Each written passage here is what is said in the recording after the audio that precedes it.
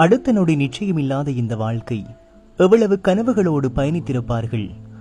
அடுத்த நொடி நிச்சயமில்லாத இந்த வாழ்க்கைக்கு இந்த உலகத்தில் எத்தனை போட்டிகள், எத்தனை பொறாமைகள். பிள்ளைகளை பார்ப்பதற்காக, அம்மா அப்பாவை பார்ப்பதற்காக கனவுகளோடு சென்ற பயணம். அதுபோல இன்று அம்மா வருவார் என்னை பார்ப்பதற்கு, இன்று அப்பா வருவார் என்னை பார்ப்பதற்கு என்று ஏங்கி தவிக்கும் பிள்ளைகளும்.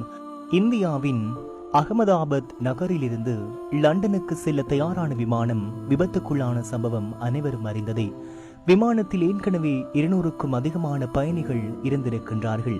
விமானம் குடியிருப்பு பகுதியில் வீழ்ந்து நொறுங்கி இருக்கின்றது. இந்த கட்டிடம் ஒரு மெடிக்கல் காலேஜ் என்றும் கூறப்படுகின்றது.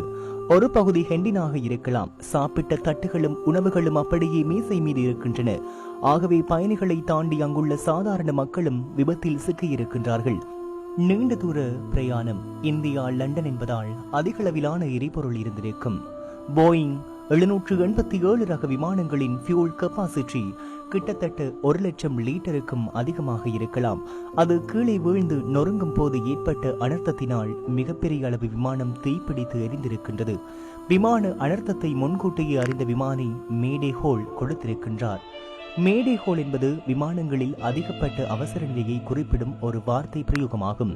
மிகப்பெரிய அனர்த்த நிலையின் போது விமானி மேடே மேடே என்று அழைப்பில் குறிப்பிடுவார்.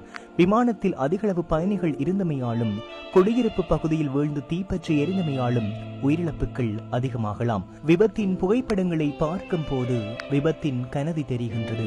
எதிர்காலத்தில் இவ்வாறான விபத்துக்கள் ஏற்படுவதை தவிர்ப்பதுதான் உயிரிழந்தவர்களுக்கு செலுத்தும் அஞ்சலிகள். இதுவரை 242 பேர் உயிரிழந்திருக்கின்றார்கள். அதில் விமானத்தில் பயணித்தவர்களும் மருத்துவ கல்லூரியின் விடுதி மாணவர்களும் அடங்குவார்கள். அனைவரின் ஆத்மா சாந்திக்காக அனைவரும் பிரார்த்திப்போம்.